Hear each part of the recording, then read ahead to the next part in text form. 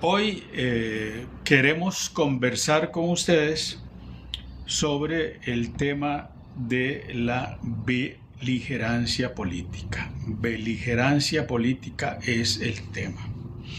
Y es muy interesante porque, como ustedes han visto, han habido muchas denuncias, digamos, para sobre todo la presidencia de la República, para ministros, para actos de casa presidencial, en donde se ha denunciado la beligerancia política.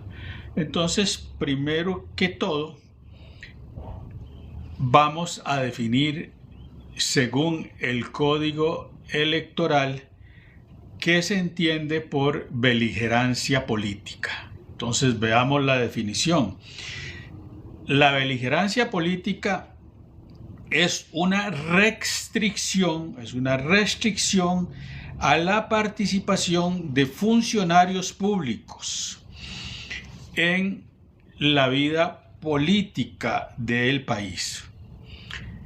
En realidad, en Costa Rica se habla de beligerancia política desde el año de 1927, que se introduce digamos, como una limitación al funcionario público el que haga uso de su cargo para expresarse en términos de lo que es la participación política, ya sea esta participación en un partido, comparación entre partidos políticos, definición de un individuo y su partido político. Todo este tipo de aspectos, digamos, entran con esto que llamamos beligerancia política, que de hecho ha estado muy de moda porque desde el presidente de la Asamblea, ministros, Casa Presidencial, desde la Fiscalía General de la República, también hemos hablado que hay beligerancia política, y sobre todo desde la Asamblea Legislativa a través de los llamados controles políticos. Es evidente que el año 2025 y desde el mes de enero en que arrancó la Asamblea Legislativa, este año 2025 es un año básicamente centrado en el tema político. Lo hacía así también algunas condiciones previas de los partidos, ¿verdad? De los grandes partidos políticos oligárquicos que tenían que definir sus precandidatos presidenciales, porque en todos esos actos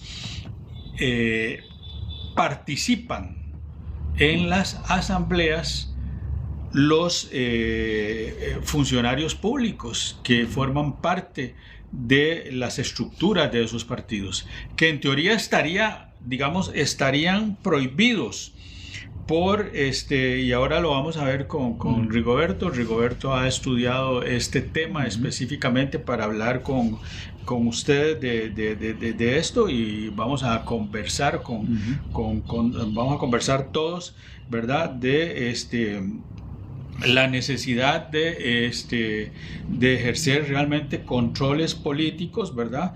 Para que esta situación se aplique tal y como fue concebida, ¿verdad?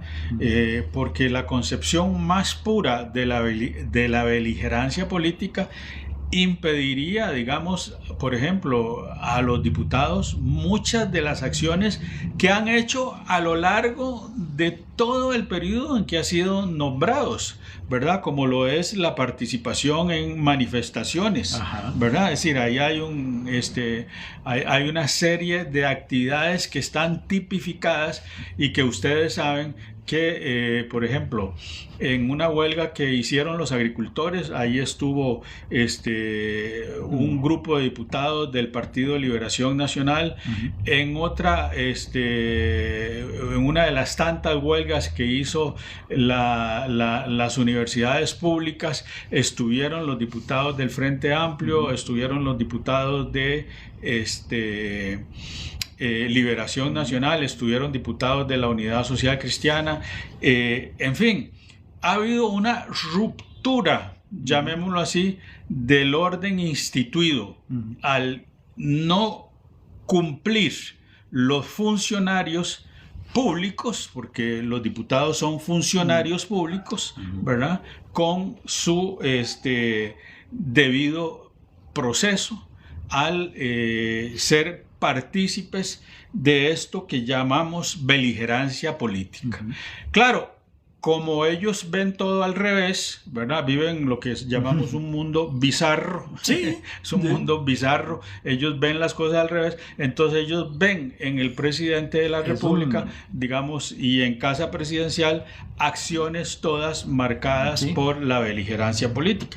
Pero entonces vamos nosotros, como comentaristas que somos y estudiosos de la ciencia política, vamos a verlo como un tema en donde claramente se puede demostrar que la beligerancia política masivamente ha estado presente a lo largo notablemente de instituciones como la Asamblea Legislativa y sobre todo, y eso sí nos ha llamado mucho la atención, del Poder Judicial a través del fiscal general de la República, ¿verdad? En donde muchas acusaciones sin fundamento constitucional ni fundamento jurídico se convierten en lo que podríamos llamar beligerancia política. Es decir, se le tiene que escuchar a él en acusaciones ficticias.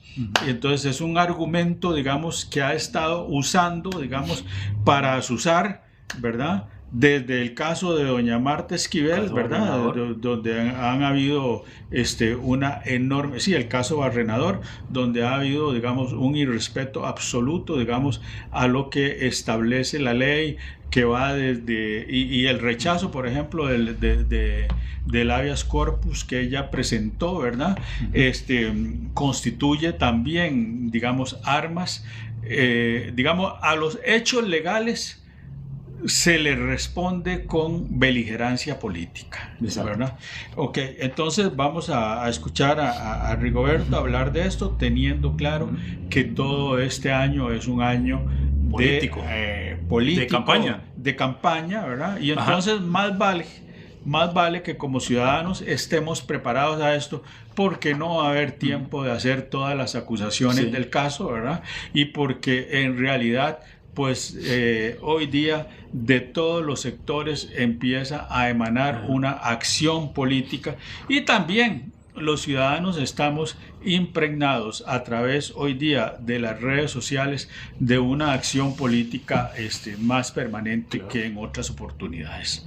Claro, para mí es importante. ¿Cómo le va, don Guillermo? Un feliz día, una feliz semana. Y bueno, para todos también, los que nos ven.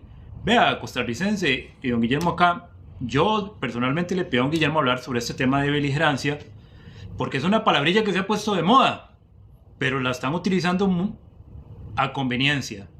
Y eso para mí es importante dejarlo claro. ¿Por qué? Porque beligerancia política es una conducta ilícita. Estamos de acuerdo en ello. Pero ¿qué significa beligerancia política? Bueno, lo que nos comentaba don Guillermo. Son conductas de prácticamente hacer campaña siendo usted funcionario público. Pero cuando hablamos de funcionario público, pareciera, don Guillermo, que solo es el presidente de la República. Y no. Existe el Poder Judicial, que tiene muchas, por medio de su reglamento interno, muchas regulaciones sobre lo que es beligerancia. Los funcionarios y funcionarias del Poder Judicial tienen que tener mucho cuidado, porque no pueden utilizar, entre otros, ni medios electrónicos, ni medios de redes sociales para hacer campaña política. Y también el Poder Legislativo.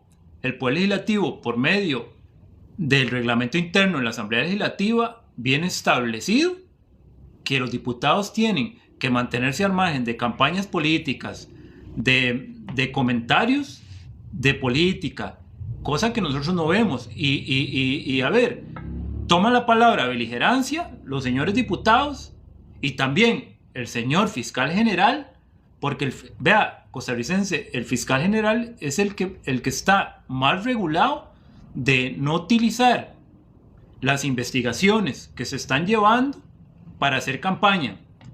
Y esas cuestiones preocupan mucho porque... De la filtración, digamos, del expediente del caso, ¿verdad? Sobre el financiamiento de partidos. Sí, sí. Eso genera... Eso es un delito. Sí, no, y ¿sabes qué busca? Una opinión del público en contra de una corriente política. Y el señor fiscal general también, en el caso Barrenador, el que usted nombró, también... inclusive, yo me di el tiempo de leer el expediente del caso Barrenador, la información que está disponible, y ponen en la causa de que había peligro de fuga de parte de doña Marta Esquivel. Entonces, por eso fue que a ella la llevaron en la perrera. Lo cual para mí, vea, costarricense, ¿cómo va a haber un peligro de fuga de una presidenta ejecutiva de la caja? Que era funcionaria pública en ese momento. Exactamente, yo le aseguro. Bueno, hoy día lo es, pero en ese momento lo era. Y volviendo, yo vuelvo al caso de la beligerancia. Esto se utiliza como una herramienta solapada para generar campaña política, y el señor fiscal yo sé que es consciente de ello, porque él conoce todas las atribuciones y todas las responsabilidades que tiene una fiscalía, y más el señor fiscal general. Es que no estamos hablando de un Guillermo, de un fiscal normal. Estamos hablando del fiscal general de la República. Es el que administra todas las causas penales. Por las manos de él pasan todas las investigaciones. Por las manos de él y el análisis de él pasan todos los fiscales y le dan razones a don Carlos. Entonces, se utiliza ese poder político judicial que él tiene para hacer infringir la beligerancia. Ahí sí se está infringiendo la beligerancia política, y eso tiene sanciones. ¿Qué es lo que pasa? Que en el caso de don Carlos Díaz hay algo muy interesante. Existe una inspección judicial. Entonces, ¿dónde está la inspección judicial con respecto a esto? Oiga, son temas costarricenses. Y don Guillermo, que ni siquiera la inspección judicial lo somete a análisis. Es que uno lo que busca, o lo que sería prudente, es someter estos temas a discusión y llegar al fondo del asunto. ¿Qué es lo que está pasando? ¿Por qué estas investigaciones que solo buscan perseguir un sector determinado de la política costarricense? Porque también hay que traer a colación expedientes que se dejaron, causas que prescribieron, causas que no se discutieron por conveniencia. ¿Qué pasó? ¿Por qué hubo gestión de unos expedientes determinados y por qué hubo descuido de otras causas? Ahora bien, te voy a poner un ejemplo que se vio recientemente. Por ejemplo, en las acusaciones del secretario general de Liberación Nacional, Miguel Guillén, contra el presidente de la República, el pronunciamiento fue casi inmediato, ¿verdad? De rechazo, digamos, a la propuesta del secretario general. Y entonces hay un funcionario de la fiscalía que da declaraciones y le dice, pero ¿por qué resolvieron tan rápido este caso? Aunque lo resolvieron favorablemente para el presidente, diciendo que en ningún momento, digamos, se había incurrido en beligerancia política. Dice, ¿usted podría citarme algunos casos que están en estudio? Dice, sí, desde el 2018 el caso de la Defensoría de los Habitantes de la señora Crespo está en estudio. Dice, entonces, ¿por qué no se procede con la debida celeridad para responder a un caso del 2018 y no a un caso de exactamente el mes de enero del 2025? Es decir, es ilógico, ¿verdad? Es totalmente ilógico. Ahí, en eso que vos decís, es donde yo veo que el fiscal general le da vía rápida a ciertas investigaciones. Y uno se queda pensando del por qué o qué trae detrás de eso. Porque yo acepto una cosa. es de las potestades del fiscal general don Guillermo decidir cuáles se les da vía. Inclusive el fiscal general puede hacer eso que hizo con el Tribunal Supremo de Elecciones cuando fue en ese caso del partido político, de la estructura paralela, supuesta estructura paralela.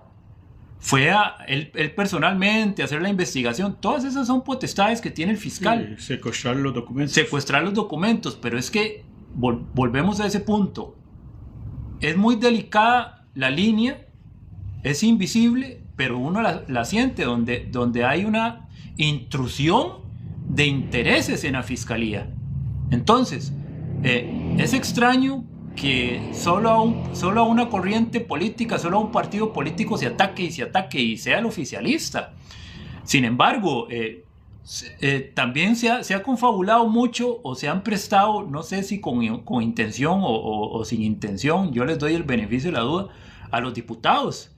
Empiezan que el presidente hizo beligerancia, que Laura Fernández, es que, a ver, el reglamento...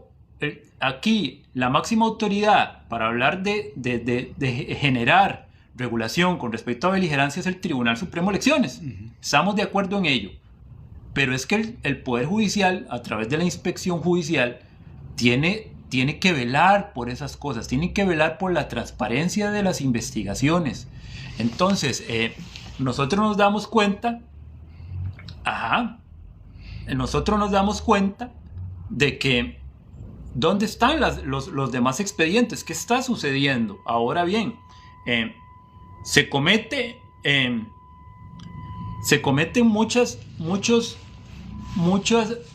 ese delito de beligerancia. Estamos de acuerdo en algo, conlleva responsabilidad administrativa con respecto al poder en el que usted trabaje, porque la beligerancia tiene que ver, como les digo, con los tres poderes, con el ejecutivo, con el judicial y con el legislativo, desde el punto de vista legal. Pero vieras, don Guillermo, que cada poder se regula a sí mismo. Entonces, el que tiene poder, digamos, con el ejecutivo, se mete mucho el Tribunal Supremo de Elecciones.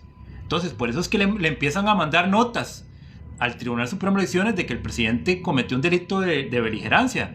Pero yo les puedo decir, la semana pasada, 3 causas que habían enviado contra el presidente fueron desestimadas por el Tribunal Supremo de Elecciones.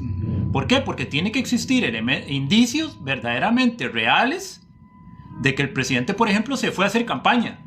Pero es que, don Guillermo, el presidente va, por ejemplo, cuando fue a Punta Arenas y no habló de temas de política, entonces le mandaron una nota al Tribunal Supremo de Elecciones que el presidente supuestamente había hecho campaña política. No, el presidente lo que está haciendo es, tiene que hablar de algún tema. No, digamos hablar, claro, y ya como nosotros lo hemos definido y ustedes mismos como ciudadanos lo viven, ¿verdad? Es decir, estamos en un año evidentemente preelectoral, ¿verdad? Porque el año electoral es el 2026. Pero bueno, por ejemplo, la Unidad Social Cristiana y el Partido de Liberación Nacional están definiendo sus precandidatos. Evidentemente eso invoca a que, digamos, los diputados y las personas, digamos, afines a esos partidos, pues tengan que moverse.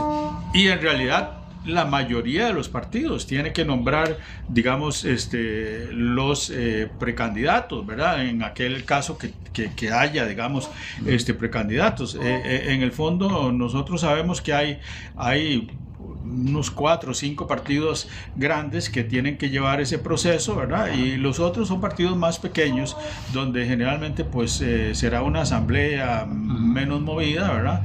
Pero cuidado que, digamos, ya tenemos la experiencia de la elección anterior, ¿verdad? Es decir, en la elección anterior ganó un partido que empezó con 0 en la estadística, ¿verdad? Es decir, no tenía ninguna participación ni en elecciones municipales, ni en elecciones de ninguna naturaleza. Claro. Era la primera vez que lo hacía, ¿verdad?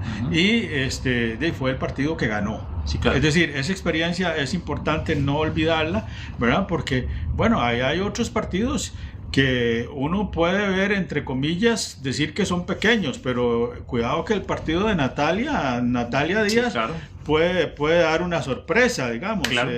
Digamos, todo este tipo de cosas en política son muy posibles porque la política es muy coyuntural, ¿verdad?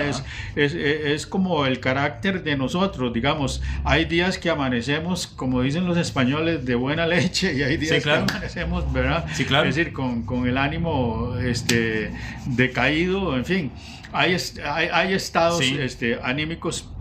Y es igual la vida política. La vida política son las grandes, digamos, el comportamiento de la coyuntura nacional, cómo se esté dando, y la coyuntura internacional, el panorama que tenemos. Digamos, si vemos la coyuntura internacional es compleja porque es un mundo que ha estado en guerra casi permanentemente desde el final de 1940.